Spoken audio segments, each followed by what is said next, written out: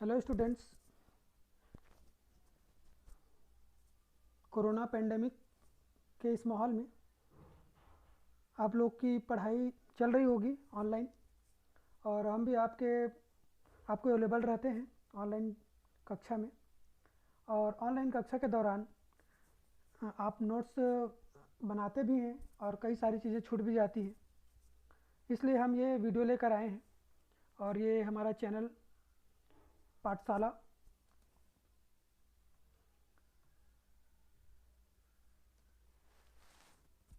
जिसमें हम ऑनलाइन पढ़ाए हुए कक्षा के वीडियो हम डालते हैं। आप उसको फिर से स्टडी करके अपना नोट्स आप तैयार कर सकते हैं। नोट्स बनाना बहुत ज़रूरी है, तो इस चैनल को आप लोग सब्सक्राइब कर लें और लाइक भी कर लें, ताकि आपको हमारे आने वाले वीडियोस की डिस्क्रिप्शन आपको मिलती रहे, आपको नए नए वीडियो आपको मिलते रहें, कोई भी वीडियो आपसे ना छूटे। इसलिए आप इस चैनल को सब्सक्राइब ज़रूर कर लें। आज का हमारा जो टॉपिक है, आज हम कक्षा 8वीं शरीर की रचनात्मक एवं कार्यात्मक इकाई कोशिका, इस विषय पर आज हम जानेंगे। हम इस टॉपिक पे कोशिका की खोज कैसे हुई, कोशिका के कौन कौन से पार्ट्स होते हैं, उसके कौन कौन से अंग होते हैं, कोशिकांग कौन कौन से होते हैं और उसके कार्य क्या होते हैं, और जंतु कोशिका और पादप कोशिका में क्या अंतर होता है, हम इन सभी चीज़ों को कवर करेंगे। तो चलिए स्टार्ट करते हैं। सबसे पहले हम जानेंगे कि कोशिका, तो कोशिका कहने का मतलब जैसे कि आप लोग समझ रहे होंगे कि हर जीव का शरीर बना हुआ है। और शरीर कैसे बना हुआ है, आपने सोचा होगा कि आपको दिखता होगा मांस है, हड्डियां हैं, स्किन, बाल हैं, नाखून हैं। ये सारी चीज़ें आखिर बनी किससे हैं? जैसे कि घर बनता है, घर की दीवारें होती हैं, दीवारों से मिलके मकान बनता है, और मकान में जो ईंटें होती हैं वो मिलकर दीवार बनाती है, और सारे दीवार मिलकर एक पूरा मकान खड़ा कर देती है। इस तरह से एक मकान का जो इकाई होगा वो एक ईंट होगा। वैसे ही प्रत्येक जीव का शरीर छोटी छोटी इकाइयों से मिलकर बना है, जिसको हम कोशिका कहते हैं। तो कोशिका को सबसे पहले 1665 में अंग्रेज वैज्ञानिक रॉबर्ट हुक ने अपने ही बनाए हुए एक सूक्ष्मदर्शी से देखा। उन्होंने अपने बनाए सूक्ष्मदर्शी से कार्क के एक टुकड़े को, पतली काट को उन्होंने देखा था। तो सन 1665 में रॉबर्ट हुक नामक एक अंग्रेज वैज्ञानिक ने अपने ही बनाए हुए सरल सूक्ष्मदर्शी द्वारा कार्क की पतली काट को देखा। आप नोट्स जरूर बनाएं, जो भी आपको इंपॉर्टेंस लगता है उसको जरूर नोट करें। तो ये रॉबर्ट हुक जो अंग्रेज वैज्ञानिक थे, जिन्होंने बुक भी लिखा माइक्रोग्राफिया करके, इन्होंने इसमें बहुत सारी अपनी स्टडी, वैज्ञानिक खोज जो उन्होंने अध्ययन किया वो सबको इसमें उन्होंने लिखा है। और इन्होंने एक सूक्ष्मदर्शी बनाया था, सरल सूक्ष्मदर्शी था, जो कुछ इस तरह से था।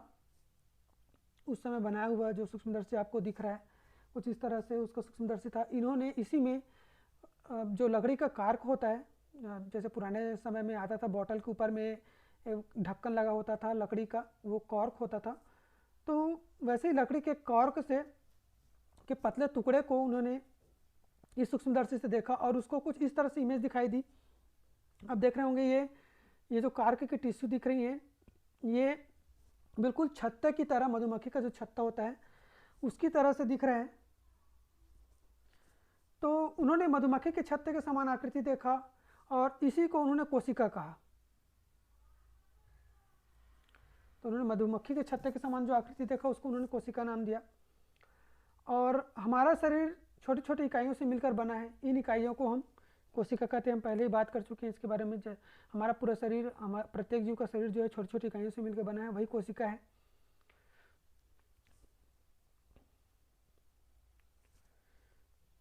तो हम ये जान गए कि कोशिका की खोज कैसे हुई, किन्होंने किया, तो ये रॉबर्ट हुक ने अपने ही बनाए माइक्रोस्कोप द्वारा 1665 में कोशिका को देखा। पर ये जो है वो जीवित कोशिका नहीं था, क्योंकि कार्क जो है वो मृत होता है, मृत कोशिका को उन्होंने देखा।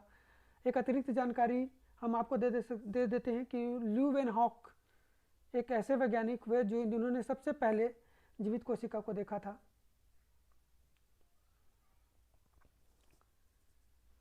इसके बारे में आगे और जानेंगे।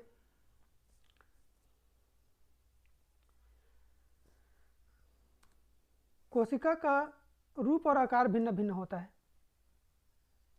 मतलब सभी कोशिकाएं एक समान होती हैं ऐसा नहीं है, उसका आकार और रूप अलग अलग हो सकता है। कुछ कोशिकाएं, कुछ जीव ऐसे होते हैं जिनमें केवल एक ही कोशिका होता है और उनकी सारी क्रियाएं उन्हीं एक कोशिकाओं में होती हैं। कुछ जीवों का शरीर केवल एक कोशिका से बना होता है, जैसे कि अमीबा। ये अमीबा है, इसमें आप देख सकते हैं, इसमें एक सिंगल कोशिका है, इसमें आपको न्यूक्लियस दिख रहा होगा, बीच में न्यूक्लियस आपको दिख रहा होगा। ये जो बीच में दिख रहा है वो न्यूक्लियस केंद्रक है।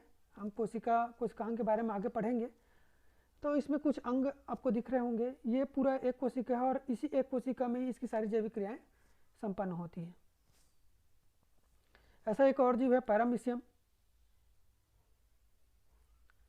ये देखिए पैरामीशियम, इसको ये बिल्कुल स्लीपर की तरह, चप्पल की तरह दिखता है। ये भी एक सूक्ष्म जीव है जो सिंगल कोशिका से बनी हुई है, इसकी सारी जैविक क्रियाएं इसी एक कोशिका में होती है। तो इन सभी जीवों में जैविक क्रियाएं जैसे पोषण, श्वसन, उत्सर्जन, जनन आदि एक ही कोशिका में संपन्न होती है, जबकि बहुकोशिकीय जीवों में विभिन्न प्रकार के कार्य करने के लिए कोशिकाएं अलग अलग समूह में व्यवस्थित हो जाती हैं और जीव शरीर की रचना करती हैं। तो ये जो हमने अभी उदाहरण देखे, इनमें सभी क्रियाएं जैसे पोषण, श्वसन, उत्सर्जन, जनन, ये सभी एक ही कोशिका में हो रही हैं, जबकि बहुकोशीय जीव जैसे कि हमारे शरीर में अलग अलग कार्य करने के लिए कोशिकाएं अलग अलग समूह बना लेती हैं और वो शरीर की रचना करती हैं। तो हम ये कह सकते हैं कि ये जो कोशिकाओं के द्वारा ही सारी जैविक क्रियाएं हो रही हैं और यही कोशिकाएं मिलकर पूरे शरीर की रचना भी कर रही हैं। इस कारण से कोशिका जैव शरीर की रचनात्मक और कार्यात्मक इकाई होती है। चूँकि सभी जीवों में कोशिकाओं के द्वारा ही जैविक क्रियाएं संपन्न कराई जाती हैं और कोशिकाएं ही उसके शरीर की रचना करती हैं, इसीलिए कोशिका को जैव शरीर की रचनात्मक और कार्यात्मक इकाई कहा जाता है। तो यहाँ से आपको इस सवाल का जवाब जरूर मिला होगा कि शरीर की जैव शरीर की रचनात्मक और कार्यात्मक इकाई कोशिका को क्यों कहा जाता है।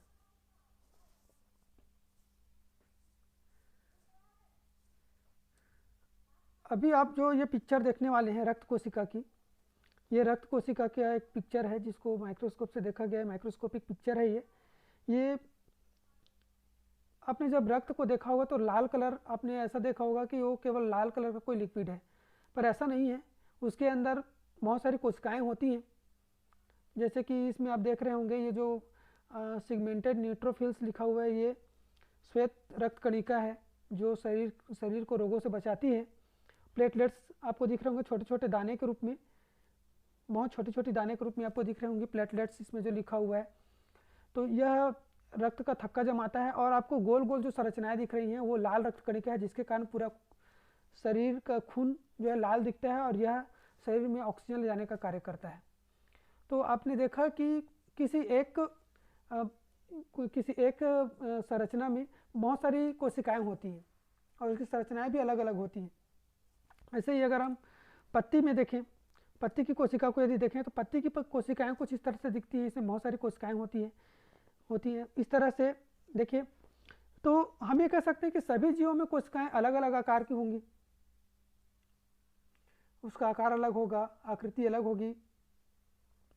हम कोशिकाओं को बिना किसी युक्ति के सामान्यतः हम नहीं देख सकते हैं, पर कुछ कोशिकाएं इतनी बड़ी होती हैं कि उसको हम खुले आंखों से भी देख सकते हैं, सामान्य उसको देख सकते हैं बिना किसी उपकरण के, जैसे कि मुर्गी का अंडा।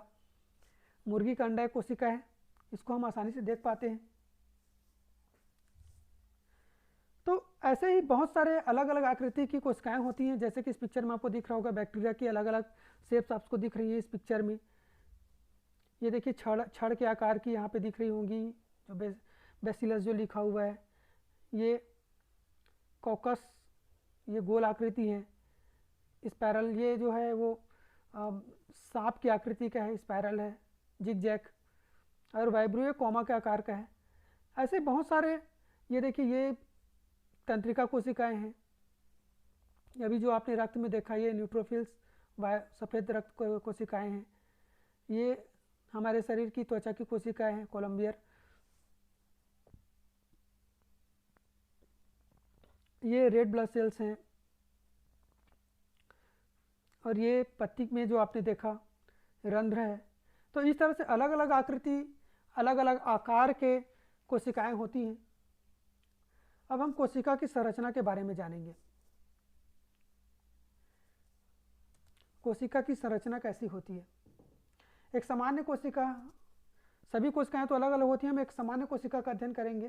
तो एक सामान्य कोशिका की आकृति कुछ इस तरह से होती है।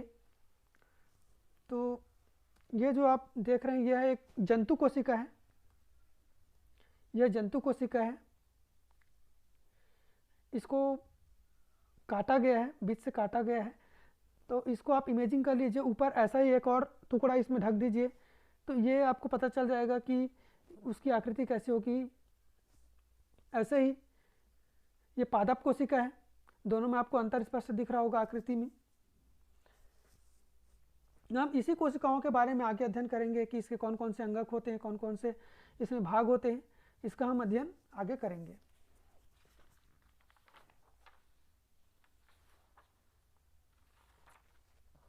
तो कोशिका की संरचना हम समझते हैं। तो सबसे पहले हम एक सामान्य कोशिका ले लेते हैं। एक सामान्य कोशिका कुछ इस तरह से होती है। इसके चारों तरफ एक पतली झिल्ली होती है जिसको कोशिका झिल्ली कहते हैं। ये जो आपको चारों तरफ पतली झिल्ली अभी बनी हुई दिखी, यह कोशिका झिल्ली है। हम इसके मेजर पार्ट्स हम अभी देख रहे हैं। इसके अंदर और भी अंग होते हैं, उसको हम बाद में डिटेल से जानेंगे। अभी हम इसके मेजर पार्ट्स, हम इसको किन भागों में बांटते हैं, हम उसको देख रहे हैं। तो ये बाहर की ओर एक कोशिका झिल्ली होती है। इसके अंदर पूरा लिक्विड भरा हुआ है। इस पूरे कोशिका के अंदर लिक्विड चिपचिपा पदार्थ भरा होता है जिसको हम जीव द्रव्य कहते हैं। तो ये जीव द्रव्य है, इसके अंदर पूरा भरा हुआ है। अब ये जो जीव द्रव्य है वो दो भाग में बटा होता है। एक भाग जो आपको बीच में ये जो गोला दिखाई दे रहा है ये केंद्रक है, और केंद्रक को छोड़ के बाकी जो भाग बच गया जीव द्रव्य का, उसको हम कोशिका द्रव्य कहते हैं। तो इस तरह से जीव द्रव्य, हम इस पूरे जो लिक्विड भरा हुआ है उसको एक साथ हम जीव द्रव्य कहते हैं। पर ये जीव द्रव्य दो भाग में बटा हुआ है कोशिका के अंदर। एक जो बीच का जो भाग दिख रहा है वो केंद्रक है, और उसके बाद केंद्रक को छोड़ के बाकी जो भाग है वो कोशिका द्रव्य है। तो इस तरह से मोटे तौर पे हम इसको बांटते हैं दो भाग में। पूरे कोशिका को हम दो भाग में बांटते हैं जीव द्रव्य के अंदर, एक कोशिका द्रव्य और एक केंद्रक। तो कोशिका द्रव्य में या जीव द्रव्य में ही सारे कोशिका के अंगक उसमें व्यवस्थित रहते हैं, उसमें पाए जाते हैं। अब हम एक सामान्य कोशिका की संरचना कैसी होती है, उसके कौन कौन से अंगक होते हैं, अंग होते हैं, उसके क्या क्या कार्य होते हैं, उसके बारे में हम जानने के लिए आगे बढ़ेंगे।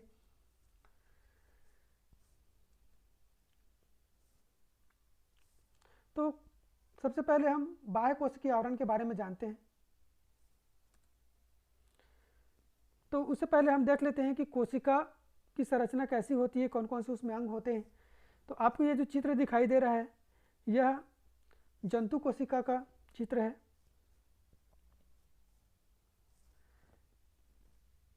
इसमें आप देख सकते हैं सबसे बाहर की ओर जिसमें प्लाज्मा झिल्ली लिखा हुआ है, यह जो प्लाज्मा झिल्ली लिखा हुआ है, अभी हमने जिस झिल्ली के बारे में बात किया था कोशिका झिल्ली, ये वही है। बाहर की तरफ एक झिल्ली पाई जाती है, कोशिका झिल्ली जिसको कहते हैं। इसके अंदर और बहुत सारे अंग आपको दिख रहे होंगे, जैसे कि ये केंद्रक है, हमने अभी जिसके बारे में अध्ययन किया था यह केंद्रक है। और केंद्रक के अंदर भी बहुत सारे अंग हैं और केंद्रक के बाहर भी बहुत सारे अंग हैं। केंद्रक के बाहर जैसे कि ये सेंट्रोसोम, कोशिका द्रव्य, इसके अंदर जो लिक्विड भरा हुआ है। माइटोकॉन्ड्रिया, ये जो दिख रहा है आपको, ये अंतःप्रद्रव्य जालिका है, एंडोप्लाज्मिक रेटिकुलम जिसे कहते हैं। ये रिक्तिका है, यह राइबोसोम है। और केंद्रक के अंदर यदि हम देखें तो केंद्रक द्रव्य भरा हुआ है उसके अंदर भी, और इसके अंदर पतली जाल के रूप में संरचना दिखाई दे रही है जो क्रोमेटिन जाल कहलाती है। तो इस तरह से ये जंतु कोशिका है। ऐसे ही पादप कोशिका भी होती है। ये जो आपको संरचना दिख रही है, ये पादप कोशिका की संरचना है। इसमें भी बाहर की ओर प्लाज्मा झिल्ली है, ये जो दिख रहा है आपको प्लाज्मा झिल्ली है, पर अंतर इसमें यहाँ पर यह है कि इस प्लाज्मा झिल्ली के बाहर एक और आवरण पाया जाता है पादप कोशिका में, जिसको हम कोशिका भित्ति कह रहे हैं। तो जंतु कोशिका में बाहर की ओर केवल प्लाज्मा झिल्ली पाई जाती है, इसके ऊपर और कोई आवरण नहीं पाया जाता। जबकि पादप कोशिका के सबसे बाहरी आवरण जो प्लाज्मा झिल्ली है, उसके ऊपर एक और आवरण पाया जाता है जिसको कोशिका भित्ति कहते हैं।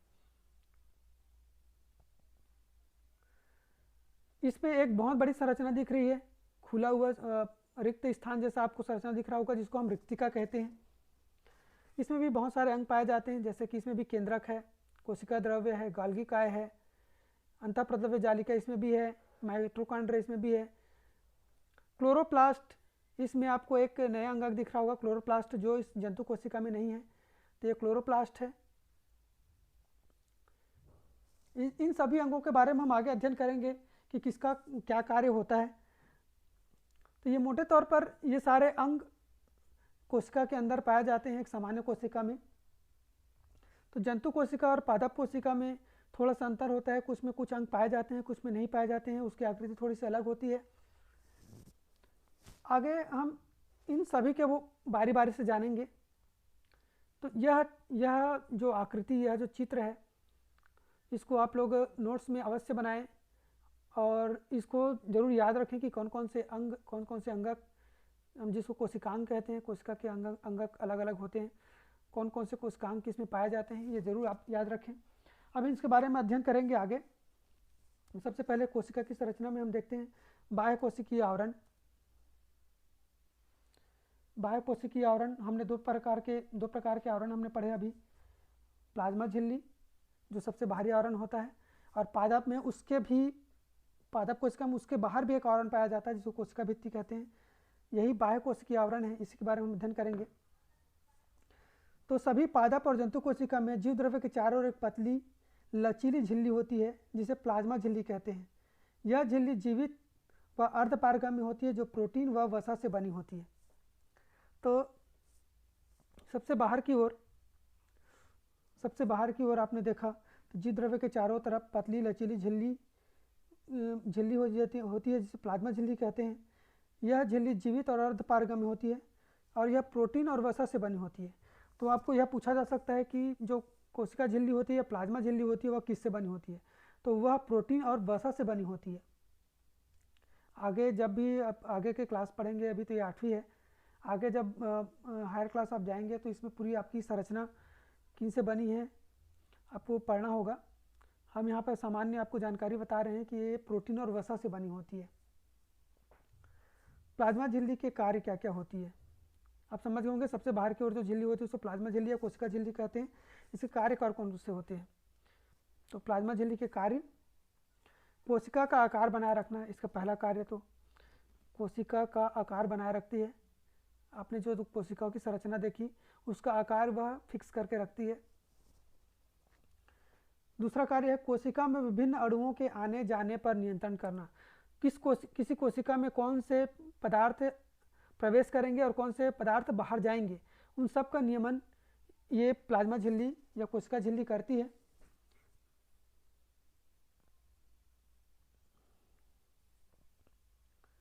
कोशिका को सुरक्षा व सहारा प्रदान करना। कोशिका को सुरक्षा और सहारा प्रदान करती है, उसको घेरे रहती है, दोहरी आवरण होती है, तो कोशिका को आघात से बचाती है, उसको सहारा प्रदान करती है। तो यह तो हुआ प्लाज्मा झिल्ली, कोशिका झिल्ली।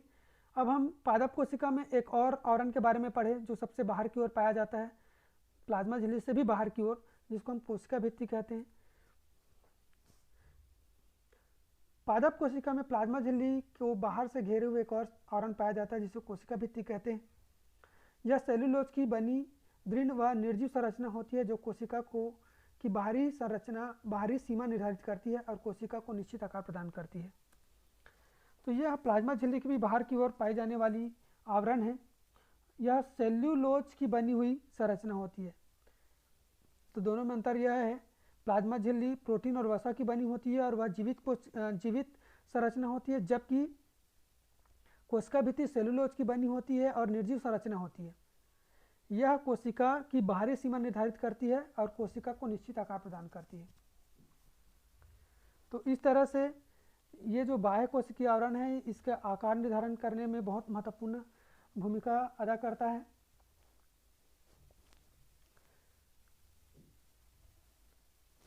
अब हम आगे कोशिका की संरचना के अंतर्गत जीव द्रव्य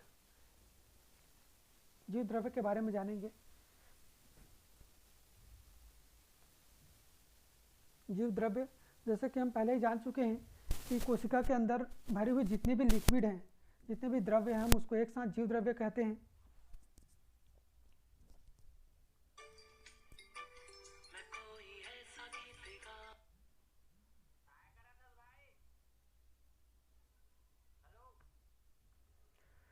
कोशिका के अंदर प्रत्येक कोशिका में प्लाज्मा झिल्ली के अंदर तरल चिपचिपा पदार्थ पाया जाता है जिसे जीव द्रव्य कहते हैं।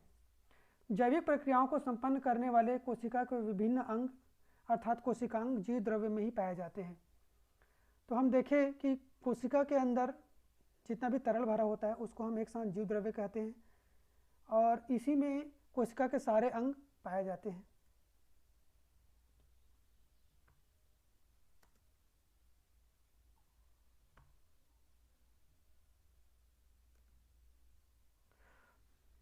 प्रत्येक कोशिका में प्लाज्मा झिल्ली के अंदर तरल चिपचिपा पदार्थ पाया जाता है जिसे जीव द्रव्य कहते हैं। जैविक क्रियाओं को संपन्न करने वाले कोशिकांग जीव द्रव्य में ही पाए जाते हैं।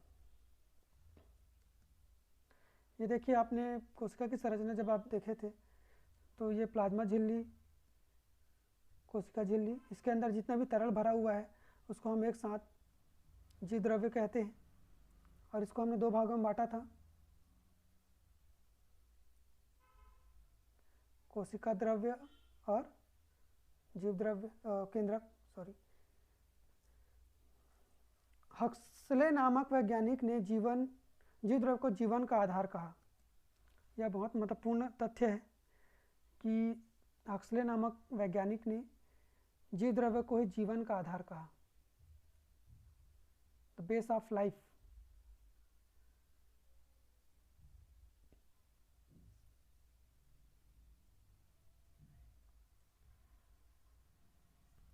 जीव द्रव्य को दो भागों में बांटा गया है,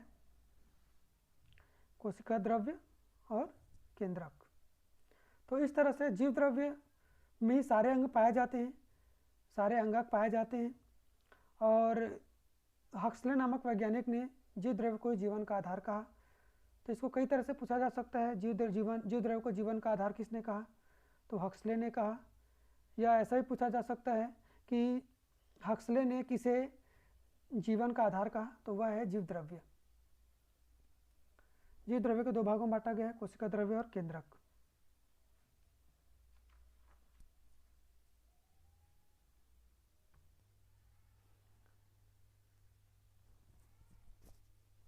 जीव द्रव्य बहुत ही महत्वपूर्ण स्थान रखता है, इसीलिए हक्सले ने इसको जीव द्रव्य को जीवन का आधार कहा। अब हम आगे अन्य कोशिकांगों के बारे में हम अध्ययन करेंगे कि और इस जीव द्रव्य में कौन कौन से कोशिकांग उपस्थित होते हैं और उनके क्या क्या कार्य होते हैं।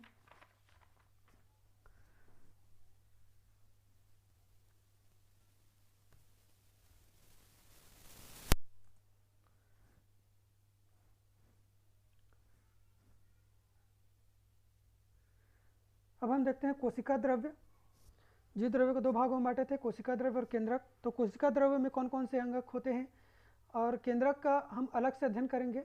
उससे पहले हम जानेंगे कि कोशिका द्रव्य में कौन कौन से अंगक होते हैं और उसके क्या क्या कार्य होते हैं। तो सबसे पहले हम कोशिका कोशिका द्रव्य के बारे में जान लेते हैं। कोशिका द्रव्य, जीव द्रव्य का वह भाग जो प्लाज्मा झिल्ली और केंद्रक के बीच में स्थित होता है कोशिका द्रव्य कहलाता है। जीव द्रव्य का वह भाग जो प्लाज्मा झिल्ली और केंद्रक के बीच में स्थित होता है कोशिका द्रव्य कहलाता है। इसमें खनिज लवण, पानी, कार्बोहाइड्रेट, प्रोटीन, वसा पाए जाते हैं। कोशिका के विभिन्न कोशिकांग इसी में पाए जाते हैं। कोशिका द्रव्य जो है उसमें खनिज लवण, पानी, कार्बोहाइड्रेट, प्रोटीन, वसा, जितनी भी आवश्यक चीज़ें हैं कोशिका के लिए वो सारी चीज़ें इसमें पाई जाती हैं। और जितने भी कोशिकांग हैं वो भी इसी कोशिका द्रव्य में ही पाए जाते हैं। हम पहले ही इसको देख चुके हैं। कोशिका झिल्ली है, इसके अंदर जीव द्रव्य है। जीव द्रव्य दो भागों में बटा होता है, केंद्रक और कोशिका द्रव्य। तो इसी कोशिका द्रव्य में ही सारे कोशिकांग पाए जाते हैं। अब हम एक एक कोशिकांगों का अध्ययन करेंगे। अब हम जानेंगे कि कोशिका द्रव्य में विभिन्न कोशिकांगों क्या क्या कार्य होते हैं। सबसे पहले हम माइटोकॉन्ड्रिया के बारे में जानेंगे। माइटोकॉन्ड्रिया यह कोशिका का एक अंग है, एक कोशिकांग है जिसकी संरचना आपने इस तरह से देखी होगी। यह दोहरी झिल्ली से घिरी छड़ाकार संरचना है जिसकी आंतरिक झिल्ली में अंगुलियों के समान उभार दिखाई देती है। आप ये देख रहे होंगे, इसमें ये छड़ाकार होती है, दोहरी झिल्ली से घिरी हुई होती है। जो आप देख रहे हैं दोहरी झिल्ली है और इसके आंतरिक झिल्ली जो है वो मुड़कर उंगलियों के समान संरचना बना लेती है। ये जो दिख रहा है जिसको क्रिस्टी लिखा हुआ है, यह आंतरिक झिल्ली मुड़कर उंगलियों के समान संरचना बनाई हुई है और इसी के द्वारा, इसी क्रिस्टी में ही ऊर्जा उत्पादन का कार्य होता है। तो माइटोकॉन्ड्रिया का कार्य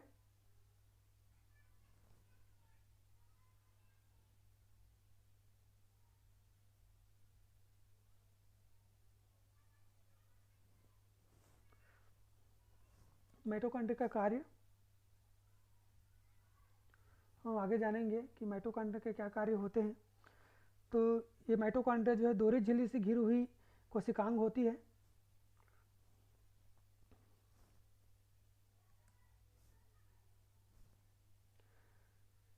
यह कोशिका के श्वसन केंद्र है क्योंकि यहाँ पर भोज्य पदार्थों के ऑक्सीकरण से ऊर्जा उत्पन्न होती है, इसलिए इसे कोशिका का ऊर्जा गृह या पावर हाउस कहा जाता है। पूरी कोशिका को चलाने के लिए जो ऊर्जा की आपूर्ति होती है वो इसी अंगक के द्वारा होती है।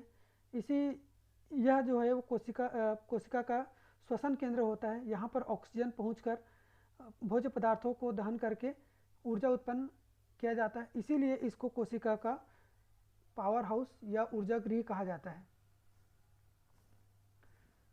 यह कोशिका के श्वसन केंद्र है क्योंकि यहाँ पर भोज्य पदार्थों के ऑक्सीकरण से ऊर्जा उत्पन्न होती है, इसलिए इसे कोशिका का ऊर्जा गृह या पावर हाउस कहा जाता है। इसके अतिरिक्त माइटोकॉन्ड्रिया के बारे में कुछ अतिरिक्त जानकारियाँ हैं जिसको आप हायर क्लास में आपको पढ़ने हैं। हम अभी आपको इसकी जानकारी, सामान्य जानकारी के लिए आपको बता रहे हैं। कुछ अतिरिक्त जानकारियाँ जैसे कि माइटोकॉन्ड्रिया की खोज अल्बर्ट वान कोलिकर ने की थी। माइटोकॉन्ड्रिया की खोज अल्बर्ट वान कोलिकर ने की थी और अल्टमैन ने इसे बायोप्लास्ट नाम दिया था। शुरुआत में जब इसकी खोज हुई थी तो शुरू से ही इसका नाम माइटोकॉन्ड्रिया नहीं दिया गया था। इसकी खोज सबसे पहले अल्बर्ट वान कोलिकर ने की थी। कोलिकर ने इसको खोजा था और अल्टमैन ने इसको बायोप्लास्ट कहा था, जबकि सी बेंडा ने इसको माइटोकॉन्ड्रिया नाम दिया। इसका जो है माइटोकॉन्ड्रिया नाम सी बेंडा ने दिया था।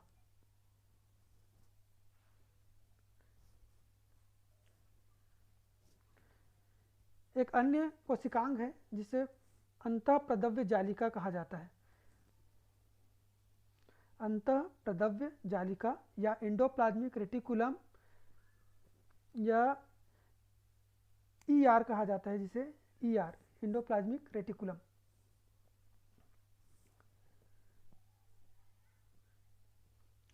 प्लाज्मा झिल्ली व केंद्रक के बीच में शाखित झिल्लीदार अनियमित आंकड़ियों का जाल होता है जिसे अंतःप्रद्रव्य जालिका कहते हैं।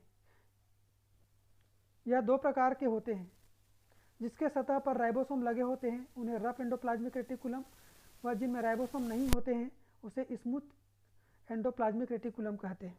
तो आपने जब शुरुआत में कोशिका की संरचना देखी, उसमें एंडोप्लाज्मिक रेटिकुलम आपने देखा था, उसमें कुछ के चारों तरफ दानेदार संरचना आपको दिखी होगी, वह रफ है। रफ मतलब खुरदुरा, रफ एंडोप्लाज्मिक रेटिकुलम है। और जो दानेदार संरचना दिख रही है वो राइबोसोम था जो उसके चारों तरफ लगा होता है। तो जिस एंडोप्लाज्मिक रेटिकुलम में राइबोसोम लगा होगा वो खुरदुरा कहलाएगा, अतः उसको खुरदुरा या रफ एंडोप्लाज्मिक रेटिकुलम कहते हैं। और जिसमें राइबोसोम नहीं लगे होते हैं उसको चिकना या स्मूथ एंडोप्लाज्मिक रेटिकुलम कहा जाता है। ये एंडोप्लाज्मिक रेटिकुलम की संरचना है। ये जो बीच में आप देख रहे हैं ये केंद्रक है। केंद्रक के बाहरी झिल्ली, बाहरी जो केंद्रक कला होती है, केंद्रक झिल्ली होती है, वह मुड़कर एक नली की समान संरचना बनाती है जिसको हम एंडोप्लाज्मिक रेटिकुलम कहते हैं। और यह दो प्रकार आपको दिख रहा होगा इसमें, ये जिसके चारों ओर ये खुरदुरे दिख रहे हैं जिसपे राइबोसोम लगा हुआ है, यह रफ एंडोप्लाज्मिक रेटिकुलम है। और ये जो दिख रहा है जिसपे चारों तरफ कोई भी राइबोसोम नहीं लगा हुआ है, जो चिकना दिख रहा है, यह स्मूथ एंडोप्लाज्मिक रेटिकुलम कहलाता है।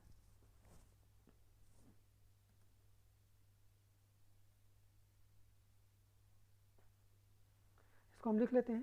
प्लाज्मा झिल्लियों के अंदर के बीच में शाखित झिल्लीदार अनियमित नलियों का जाल होता है जिसे अंतःप्रद्रव्य जालिका कहते हैं। दो प्रकार के होते हैं। जिसके सतह पर राइबोसोम लगे होते हैं उन्हें रफ एंडोप्लाज्मिक रेटिकुलम, और जिसमें राइबोसोम नहीं लगे होते हैं उसे स्मूथ एंडोप्लाज्मिक रेटिकुलम कहते हैं। अंतःप्रद्रव्य जालिका के कार्य, अब हम इसके कार्य देख लेते हैं। अंतःप्रद्रव्य जालिका विभिन्न पदार्थों का परिवहन करते हैं। कोशिका के लिए विभिन्न पदार्थों का परिवहन करने का कार्य अंतःप्रद्रव्य जालिका करते हैं। कोशिका को यांत्रिक सहारा प्रदान करते हैं। कोशिका को सहारा देने का कार्य अंतःप्रद्रव्य जालिका करते हैं। इसमें लगे हुए राइबोसोम द्वारा प्रोटीन का निर्माण होता है। राइबोसोम को प्रोटीन फैक्ट्री भी कहते हैं। तो इसमें जो रफ एंडोप्लाज्मिक रेटिकुलम होता है उसमें राइबोसोम लगा होता है, वो प्रोटीन का निर्माण करता है। और स्मूथ एंडोप्लाज्मिक रेटिकुलम कोशिका के लिए लिपिड निर्माण में सहायता करता है। तो इसका एक और कार्य है, जो स्मूथ एंडोप्लाज्मिक रेटिकुलम होता है वो लिपिड का निर्माण करता है। तो कोशिका के लिए लिपिड का निर्माण स्मूथ एंडोप्लाज्मिक रेटिकुलम करता है। तो अंतःप्रद्रव्य जालिका यांत्रिक सहारा देने का कार्य, विभिन्न पदार्थों का परिवहन का कार्य, उसमें लगे हुए राइबोसोम द्वारा प्रोटीन का निर्माण, और स्मूथ एंडोप्लाज्मिक रेटिकुलम के द्वारा लिपिड का निर्माण होता है। अब हम इसमें लगे हुए राइबोसोम के बारे में जान लेते हैं। राइबोसोम अंतःप्रद्रव्य जालिका की झिल्लियों की सतह से सटे हुए या फिर कोशिका द्रव्य में बिखरे हुए कण पाए जाते हैं जिन्हें राइबोसोम कहते हैं। राइबोसोम एंडोप्लाज्मिक रेटिकुलम में चिपके हुए, उससे सटे हुए भी हो सकते हैं, या कोशिका द्रव्य में बिखरे हुए भी हो सकते हैं। ये देखिए, ये जो आपने इमेज देख रहे हैं ये एंडोप्लाज्मिक रेटिकुलम है, इसकी सतह पर ये लगे हुए राइबोसोम हैं। वैसे ही ये जो फ्री राइबोसोम लिखा हुआ है ये कोशिका द्रव्य में बिखरे हुए हैं। तो ये कोशिका द्रव्य में बिखरे हुए भी हो सकते हैं और उस एंडोप्लाज्मिक रेटिकुलम में चिपके हुए भी हो सकते हैं।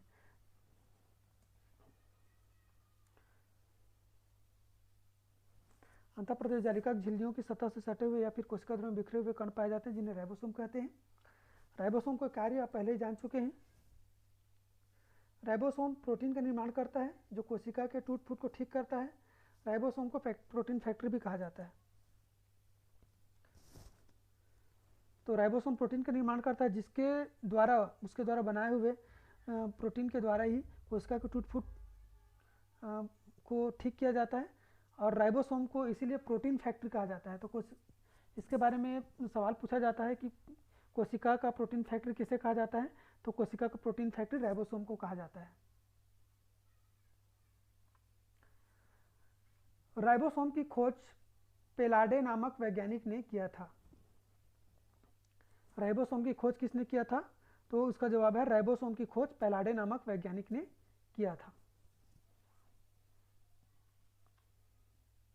प्रोटीन फैक्ट्री राइबोसोम, राइबोसोम की खोज पैलाडे नामक वैज्ञानिक ने किया था।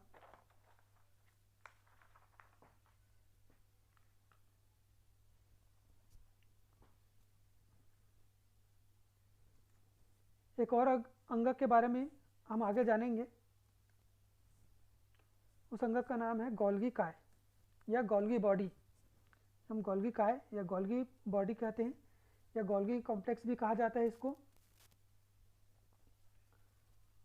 कोशिका में तस्तरी नुमा कोष कई परतों में दिखाई देते हैं। ये संरचनाएं गोल्गी काय कहलाती हैं। तस्तरी नुमा संरचना आपको कोशिका में दिखी होगी, प्लेट प्याले के समान संरचना, वह गोल्गी काय है। वह कुछ इस तरह से दिखता है। ये आपको दिख रहा होगा प्याले के समान, ये ऊपर खुला हुआ। हमने इसको ये कट है, कट का चित्र है। तो ये पाइप एक प्याले की तरह होता है, प्याले की तरह संरचना है। इसकी एक एक जो परत होती है वो सिस्टर्नी कहलाती है।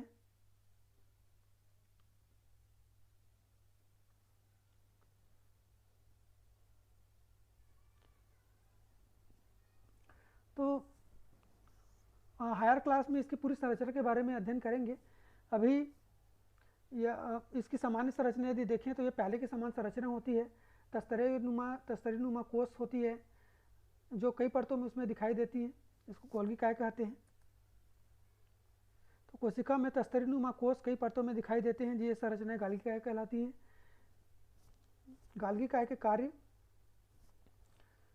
इसका कार्य होता है यह विभिन्न रासायनिक पदार्थों का स्त्राव करती है। कोशिका के लिए विभिन्न प्रकार के रासायनिक पदार्थ का निर्माण गोल्गी काय के द्वारा होता है। यह कोशिका के अंदर स्रावित पदार्थ के संग्रहण और परिवहन का कार्य करता है। कोशिका के अंदर जो पदार्थ होते हैं उसको स्रावित भी करती है और उसका संग्रहण करती है और परिवहन भी करती है। कुछ अन्य तथ्य इसके बारे में यहाँ पे हम बता रहे हैं। अन्य तथ्य हैं, इसकी खोज इटली के तंत्रिका वैज्ञानिक कैमेलियो गोल्गी ने सफ़ेद उल्लू के तंत्रिका कोशिका में की थी। तो अन्य तथ्य है, इसकी खोज इटली का एक वैज्ञानिक कैमेलियो गोल्गी, उसी के नाम पर इसका नाम पड़ा है गोल्गी काय। तो कैमेलियो गोल्गी ने इसकी खोज की थी। वह एक तंत्रिका वैज्ञानिक थे जिन्होंने सफ़ेद उल्लू की तंत्रिका कोशिका में इसकी खोज की थी। तो इसी के नाम पे इसका नाम याद रखना बहुत ही आसान है, क्योंकि इसी के नाम पे गोल्गी काय इस अंगक का नाम रखा गया है। तो कैमेलियो गोल्गी ने इसकी खोज की थी। सेंट्रोसोम, इसके पश्चात हम जानेंगे सेंट्रोसोम क्या होता है।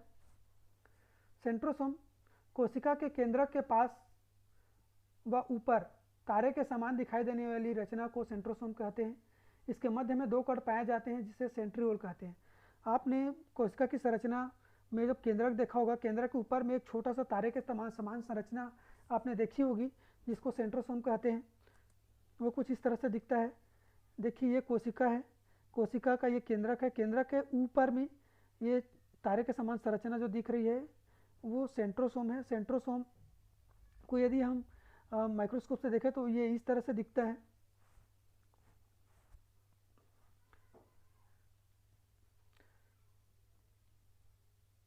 ये माइक्रो ट्यूब्स होती हैं, बहुत पतली पतली ट्यूब्स होती हैं जो एक फिक्स सीक्वेंस में जमी हुई होती है। इसी कारण ये तारे के समान वहाँ पे संरचना दिखाई देती है। तो कोशिका के केंद्रक के पास व ऊपर तारे के समान दिखाई देने वाली रचना को सेंट्रोसोम कहते हैं। इसके मध्य में दो कण भी पाए जाते हैं जिसे सेंट्रियोल कहते हैं। ये जो आपको दिख रहा है वो सेंट्रियोल है। यहाँ पे ये बीच में जो दिख रहा है वो सेंट्रियोल है। सेंट्रोसोम के कार्य,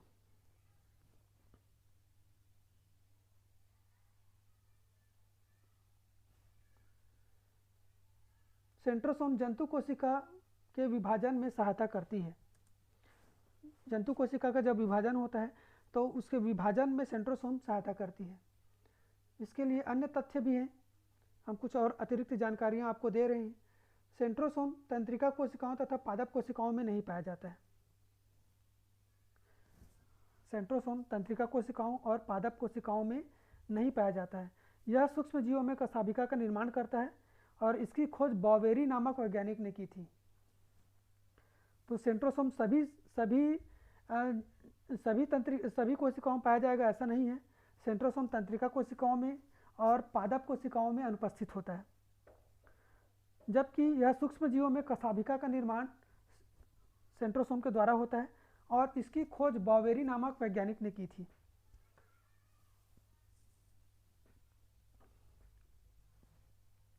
इसके पश्चात लवक, जिसको प्लास्टिड कहा जाता है, प्लास्टिड या लवक पादप कोशिका में बिंब के आकार की या फीतेनुमा या गोलाकार या अंडाकार रचनाएं कोशिका द्रव्य में बिखरी हुई होती है, जिसे लवक कहते हैं। लवक की संरचना कुछ इस तरह से होती है। ये जो आपको दिख रहा है, ये जो आकृति दिख रही है, यह लवक है। यह भी दोहरी झिल्ली से बनी हुई संरचना होती है जो केवल पादप कोशिका में पाई जाती है। जंतु कोशिका में यह अनुपस्थित होता है। तो पादप कोशिका में बिंब के आकार की या फीतेनुमा या गोलाकार या अंडाकार विभिन्न आकार की हो सकती है, ये संरचनाएं पाई जाती हैं, जिसे लवक कहते हैं। चूँकि पौधे ही प्रकाश संश्लेषण करते हैं और प्रकाश संश्लेषण यहीं पर होता है, इसी कारण ये पौधों में ही उपस्थित होता है। तो हम यह कह सकते हैं पादप कोशिका में बिंब के आकार की या फीतेनुमा या गोलाकार या अंडाकार रचनाएं कोशिका द्रव्य में बिखरी हुई होती है, जिसे लवक कहते हैं। साथ साथ आप नोट्स भी बनाते जाएं।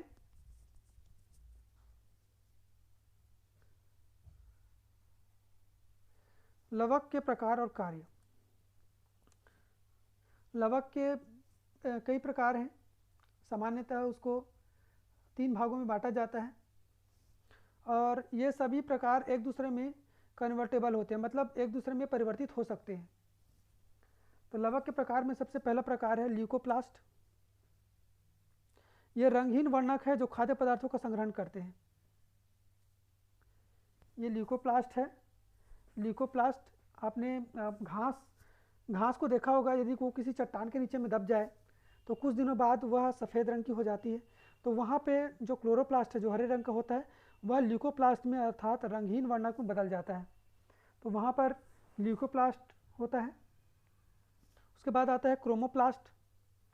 क्रोमोप्लास्ट रंगीन वर्णक होते हैं जो फूलों फलों को लाल, पीले, बैंगनी रंग प्रदान करते हैं। ये परागण में सहायता करते हैं। यह क्रोमोप्लास्ट जो होते हैं वो फूलों को, फलों को विभिन्न रंग देते हैं, जैसे लाल रंग, पीले रंग, बैंगनी रंग, और इससे आकर्षित होकर कीड़े फूलों के पास आते हैं, परागण में सहायता करते हैं। तो इस तरह से ये क्रोमोप्लास्ट फूलों को आकर्षक बनाकर परागण में सहायता करता है। इसके पश्चात होता है क्लोरोप्लास्ट। ये हरे वर्णक होते हैं जो प्रकाश संश्लेषण में सहायता करते हैं। जितने भी हरे पौधे होते हैं, हरे रंग के जिसमें पत्ते होते हैं, उन सभी में ये क्लोरोप्लास्ट होता है और ये प्रकाश संश्लेषण के कार्य करते हैं। आप इस इमेज में देख पा रहे होंगे, यहाँ पे मैंने ल्यूकोप्लास्ट लिखा हुआ है, जो पहला प्रकार मैंने पढ़ा था। ल्यूकोप्लास्ट को मैंने 3 भाग में और बांटा हुआ है, एमाइलोप्लास्ट, एलियोप्लास्ट, प्रोटीनोप्लास्ट। ये आपके हायर क्लास में आप इसके बारे में अध्ययन करेंगे, फिर भी हम यहाँ पर आपको कुछ अतिरिक्त जानकारी बता रहे हैं। ये ल्यूकोप्लास्ट का जो ये पहला प्रकार है एमाइलोप्लास्ट, यह पौधों में कार्बोहाइड्रेट का संग्रहण करते हैं। एलियोप्लास्ट जो होता है वो वसा का संग्रहण करता है, और प्रोटीनोप्लास्ट जो होता है वो प्रोटीन का संग्रहण करते हैं। इस तरह से आपने पढ़ा कि ल्यूकोप्लास्ट जो है रंगीन वर्णक है और खाद्य पदार्थों का संग्रहण करते हैं। इस तरह से तीनों खाद्य पदार्थों का संग्रहण अलग अलग टाइप के ल्यूकोप्लास्ट करते हैं।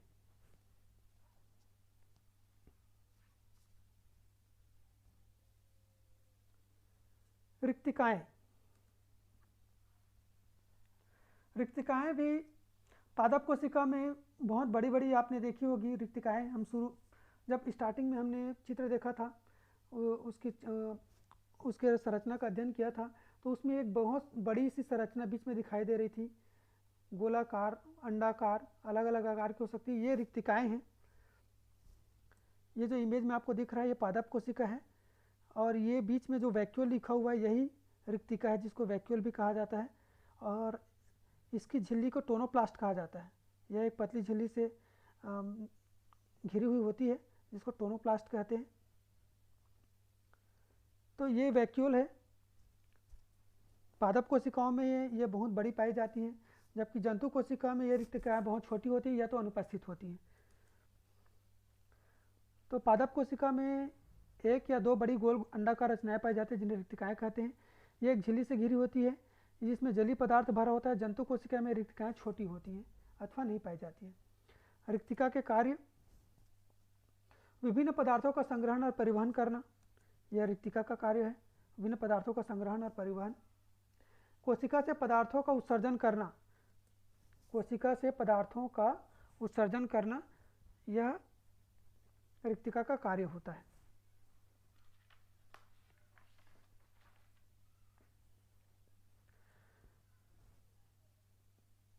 हमने कोशिका के लगभग सभी अंगकों जो केंद्रक जो कोशिका द्रव्य में पाए जाते हैं उसके बारे में हमने अध्ययन कर लिया है। इसके पश्चात हम हमने जितने भी चीज़ें अध्ययन किया है उसके अंतर्गत हम कुछ अभ्यास प्रश्न आपको दे रहे हैं। इसकी तैयारी आप ज़रूर करें, इसका आंसर आप ज़रूर बनाएं। अभ्यास प्रश्न है। पहला है, पादप कोशिका के सबसे बाहर कौन सा आवरण पाया जाता है? पादप कोशिका के सबसे बाहर कौन सा आवरण पाया जाता है? तो आपने देखा होगा कि पादप कोशिका के सबसे बाहर की ओर एक आवरण होता है जो सेलुलोज की बनी होती है, जिसको हम कोशिका भित्ति कहते हैं। लाल सेव में कौन सा लवक पाया जाता है? दूसरा प्रश्न है, लाल सेव में कौन सा लवक पाया जाता है? चूंकि यह लाल रंग का है तो इसका जो लवक होगा वो क्रोमोप्लास्ट होगा, क्योंकि क्रोमोप्लास्ट ही फल को और फूलों को विभिन्न रंग प्रदान करते हैं, तो इसमें क्रोमोप्लास्ट होता है। कई दिनों से पत्थर के नीचे दबे घास का हरा रंग बदलकर रंगहीन हो जाता है। घास के लवक में क्या परिवर्तन हुआ? कई दिनों से पत्थर के नीचे घास दबे होते हैं, जबकि घास प्रारंभ में हरे होते हैं, कुछ दिनों बाद वो सफ़ेद हो जाते हैं या रंगीन हो जाते हैं। ये जो परिवर्तन है, यहाँ पे जो क्लोरोप्लास्ट है जो हरे रंग का होता है वह बदलकर ल्यूकोप्लास्ट रंगीन वर्णक में बदल जाता है। इस तरह से यहाँ पर प्लास्टिड में या लवक में परिवर्तन हुआ है, अर्थात क्लोरोप्लास्ट ल्यूकोप्लास्ट में परिवर्तित हो गया है। अगला प्रश्न है, कोशिका की प्रोटीन फैक्ट्री किसे कहते हैं? तो कोशिका की प्रोटीन फैक्ट्री राइबोसोम को कहा जाता है। अगला प्रश्न है, कोशिका का ऊर्जागृह किसे कहते हैं? तो कोशिका का ऊर्जागृह माइटोकॉन्ड्रिया को कहा जाता है। लवक के विभिन्न प्रकारों को उसके कार्य सहित समझाइए। तो आपने जैसा कि अभी पढ़ा, लवक को मुख्यतः 3 भागों में बांटते हैं, ल्यूकोप्लास्ट, क्रोमोप्लास्ट और क्लोरोप्लास्ट। ल्यूकोप्लास्ट भोज्य पदार्थों का संग्रहण करते हैं। क्रोमोप्लास्ट फल और फूलों को विभिन्न रंग प्रदान करते हैं, जिसके कारण परागण संभव हो पाता है। क्लोरोप्लास्ट यह हरे रंग का वर्णक होता है जो पौधों में प्रकाश संश्लेषण के द्वारा भोज्य पदार्थों का निर्माण करते हैं।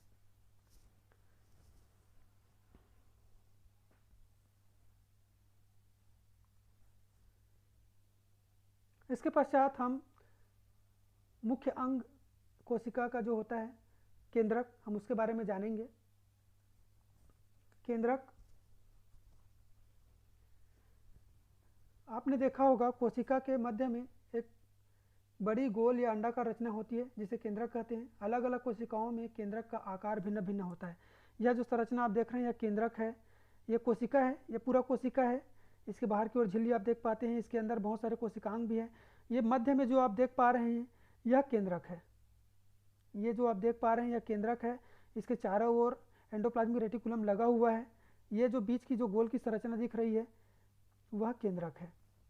इसको अब ये हम काट कर देखें तो उसकी संरचना कैसे दिखेगी हम आगे अध्ययन करेंगे।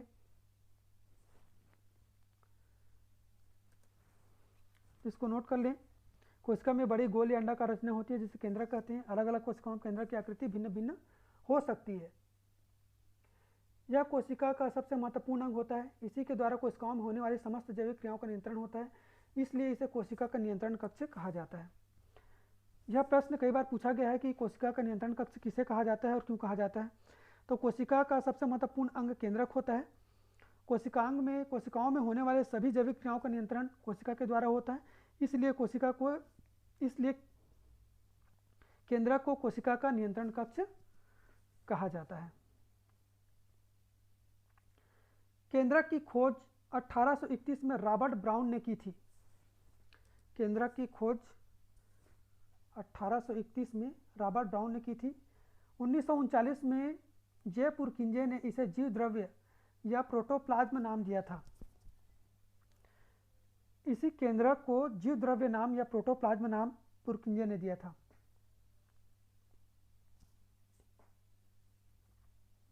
तो यहाँ पे कंफ्यूज नहीं होना है, ये जीव द्रव्य नाम पुरकिंजे के द्वारा दिया गया था, जबकि जीव द्रव्य हम इसके अंदर जो लिक्विड पाया जाता है, जितने भी लिक्विड पाए जाते हैं, जितने भी तरल पाए जाते हैं, उसको हम जीव द्रव्य कहते हैं। जबकि उस समय जब खोज हुई थी केंद्रक की, जब रॉबर्ट ब्राउन ने इसको खोजा था 1831 में, उसके 100 साल बाद 1939 में पुरकिंजे ने इसे जीव द्रव्य नाम दिया था या प्रोटोप्लाज्म नाम दिया था केंद्रक को। यहाँ पर कंफ्यूज नहीं होना है। और ये जो रॉबर्ट ब्राउन और रॉबर्ट हुक, इस पर भी कंफ्यूज नहीं होना है। रॉबर्ट हुक ने कोशिका को देखा था, जबकि रॉबर्ट ब्राउन ने केंद्रक की खोज की थी। केंद्रक की संरचना हम देख लेते हैं।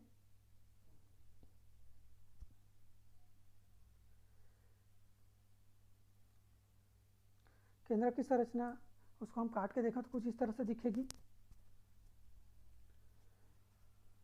केंद्रक को देखें तो यह गोल आकृति आपको दिख रही होगी, ये पूरी केंद्रक है।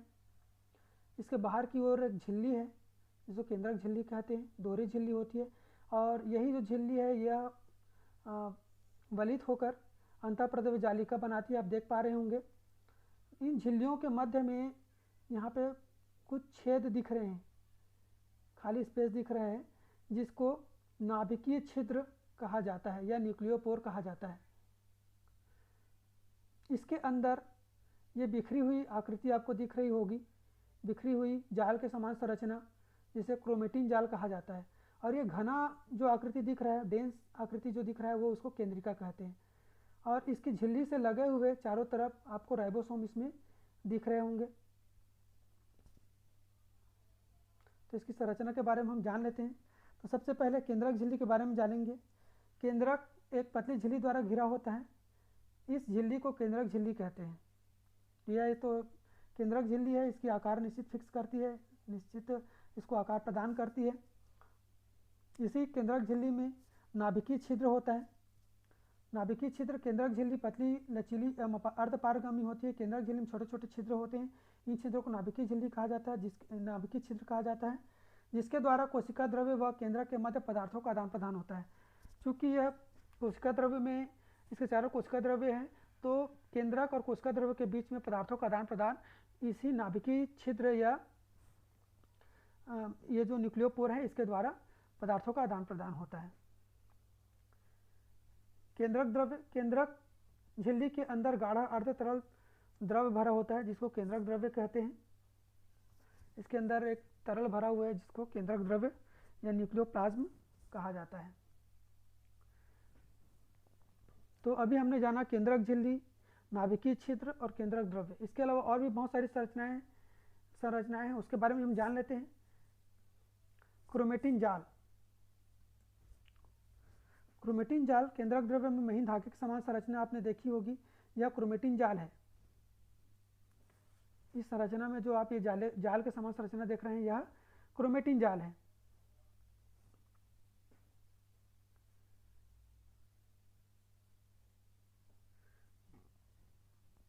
कोशिका विभाजन के समय क्रोमेटिन जाल के धागे सिकुड़कर छोटे मोटे तंतु जैसी संरचना में बदल जाते हैं, जिन्हें गुणसूत्र या क्रोमोसोम्स कहा जाता है। आपने गुणसूत्र शब्द सुना होगा, तो यही क्रोमेटिन जाल जो होते हैं वो मोटे हो जाते हैं जब कोशिका विभाजित होती है, मोटी संरचना बनाती हैं, जिसे गुणसूत्र कहा जाता है। गुणसूत्र प्रोटीन एवं डीएनए, डीऑक्सीराइबोन्यूक्लिक एसिड से बने होते हैं। ये आनुवंशिक गुणों को एक पीढ़ी से दूसरी पीढ़ी तक पहुंचाते हैं। तो ये जो गुणसूत्र होते हैं, यह प्रोटीन और डीएनए, डीऑक्सीराइबोन्यूक्लिक एसिड से बने होते हैं। ये आनुवंशिक गुणों को एक पीढ़ी से दूसरी पीढ़ी तक पहुंचाते हैं। मतलब एक कोशिका या एक कोई जीव का गुण क्या होगा, उसकी शारीरिक बनावट क्या होगी, ये सारे जो अनुवांशिक गुण होते हैं वो अगली पीढ़ी तक इन्हीं गुणसूत्रों के द्वारा पहुंचते हैं।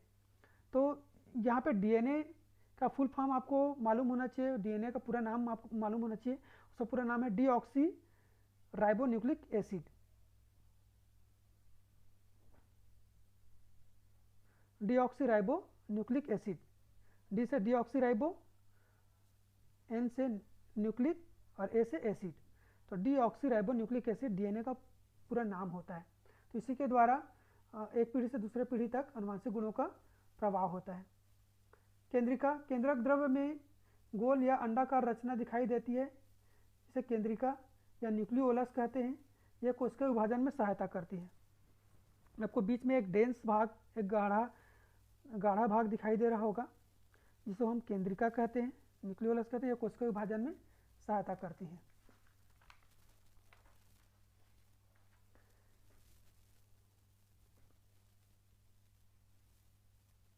अब हमने केंद्र के बारे में जान लिया, हम सभी कोशिकाओं के बारे में जान गए हैं। अब हम जानेंगे जंतु और पादप कोशिका में कौन कौन से अंतर होते हैं। तो हम दो भाग कर लेते हैं। जंतु कोशिका और पादप कोशिका में अंतर को समझने के लिए जंतु कोशिका और पादप कोशिका, हम इसको दो खंड में बांट लेते हैं। तो सबसे पहले अंतर तो यह है, जंतु कोशिका में सबसे बाहर की ओर कोशिका भित्ति नहीं पाई जाती है। आपने देखा होगा जंतु कोशिका में कोशिका भित्ति का अभाव होता है, जबकि पादप कोशिका में कोशिका झिल्ली के बाहर एक और लेयर पाई जाती है, जिसको हम कोशिका भित्ति कहते हैं। जंतु कोशिका में सेंट्रोसोम पाई जाती है, यह दूसरा अंतर है। जंतु कोशिका में सेंट्रोसोम पाई जाती है, जबकि पादप कोशिका में सेंट्रोसोम नहीं पाया जाता है। जंतु कोशिका में रिक्तिकाएं बहुत छोटी होती हैं, जबकि पादप कोशिका में रिक्तिकाएं बहुत बड़ी होती हैं। तो यह तीसरा अंतर है, रिक्तिकाओं का अंतर। जंतु कोशिका में रिक्तिकाएं बहुत छोटी होती है, पादप कोशिका में बहुत बड़ी बड़ी रिक्तिकाएं होती हैं। जंतु में प्रकाश संश्लेषण नहीं होता, इसलिए जंतु कोशिका में हरित लवक नहीं पाया जाता है। जंतु कोशिका में हरित लवक नहीं पाया जाता है, प्लास्टिड अनुपस्थित होता है। जबकि पादप कोशिका में प्रकाश संश्लेषण की क्रिया होती है, इसलिए पादप कोशिका में हरित लवक पाया जाता है।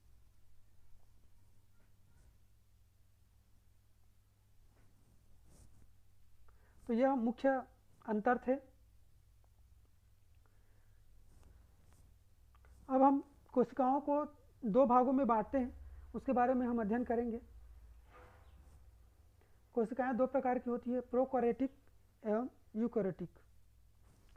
कोशिकाओं को दो मेजर भागों में बांटते हैं, प्रोकैरियोटिक कोशिका और यूकैरियोटिक कोशिका। प्रोकैरियोटिक मतलब प्राक, मतलब प्राचीन, और यूकैरियोटिक कोशिकाएं जितने भी विकसित जीव हैं उन सब में पाई जाती है। तो सामान्य कोशिका में आपने देखा, अभी तक हमने जितने भी आकृति कोशिकाओं का अध्ययन किया है उसमें बहुत सारे अंगक पाए जाते थे। अभी हमने जो अध्ययन किया वो यूकैरियोटिक कोशिका थी। तो सामान्य कोशिका में माइटोकॉन्ड्रिया, गाल्गी काय, सेंट्रोसोम, केंद्रक इत्यादि सभी कोशिकाएं पाए जाते हैं। अतः इन कोशिकाओं को यूकैरियोटिक कोशिका कहा जाता है। आप ये जो आकृति देख रहे हैं, इसमें ये जो दिख रहा है ये प्रोकैरियोटिक कोशिका की संरचना है, और अभी हमने जो अध्ययन किया ये यूकैरियोटिक कोशिकाओं की संरचना है। तो सामान्य कोशिका माइटोकॉन्ड्रिया, गाल्गी बॉडी, सेंट्रोसोम, केंद्रक इत्यादि सभी कोशिकाएं पाए जाते हैं। अतः इन कोशिकाओं को यूकैरियोटिक कोशिका कहते हैं। आपने जो अभी यूकैरियोटिक कोशिका अध्ययन किया इसमें ये सभी अंगक पाए जाते हैं। और ये जो है अधिकांश जीवों में पाए जाती है यूकैरियोटिक कोशिका, जैसे अमीबा, केंचुआ, मेढक, गाय, गुलाब, मनुष्य आदि सभी में यूकैरियोटिक कोशिका पाई जाती है।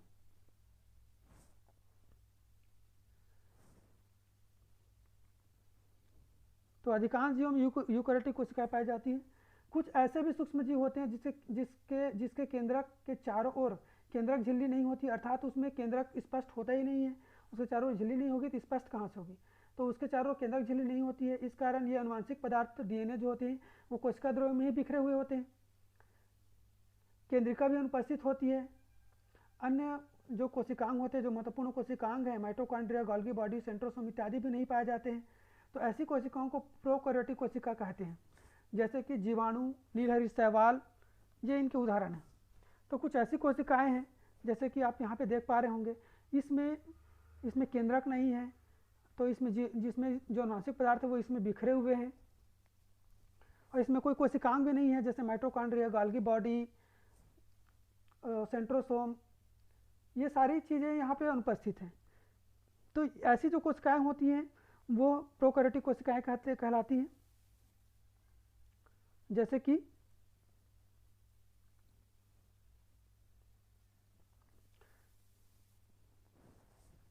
कि जीवाणु, नीलहरी शैवाल इत्यादि। तो ये प्रोकैरियोटिक और यूकैरियोटिक में कुछ मुख्य अंतर हैं। प्रोकैरियोटिक में उसके सारे अंगक कोशिकांग जो होते हैं वो स्पष्ट होते हैं, उसमें उपस्थित होते हैं, जबकि प्रोकैरियोटिक में वो सारे अंग अनुपस्थित होते हैं, केंद्रक भी नहीं पाया जाता है और जो अनुवांशिक पदार्थ हैं वो उसमें उसके केंद्रक जो उसके कोशिका द्रव्य है उसमें बिखरे हुए होते हैं। तो हमने ये पूरा यूनिट हमने अभी कवर कर लिया है। इसको एक बार बार ये वीडियो देखें और अपना नोट्स बनाएं और आपके लिए कुछ होमवर्क भी हैं, आप नोट करें और इसके आंसर आप ज़रूर करें और इसको कम से कम इतने के आंसर आपको मालूम होने चाहिए, इतनी जानकारी आपको कम से कम होनी ही चाहिए। जंतु एवं पादप कोशिका में कोई 3 अंतर बताइए। राइबोसोम का क्या कार्य होता है, केंद्रक की संरचना एवं कार्य बताइए और प्रोकैरियोटिक कोशिका क्या होती है, इसको उदाहरण बताइए। तो अभी हमने जो पढ़ा ये उससे संबंधित है, तो नोट्स पर खास ध्यान दें, नोट्स बनाएं और इस चैनल को आप सब्सक्राइब अवश्य कर लें। आपको आने वाली वीडियो आपको यहाँ से प्राप्त हो जाएंगी, आपको डिस्क्रिप्शन आपको मिल जाएगा, तो अध्ययन कीजिए और हमसे जुड़े रहिए। हम आपको ऐसे ही और वीडियो प्रोवाइड कराते रहेंगे।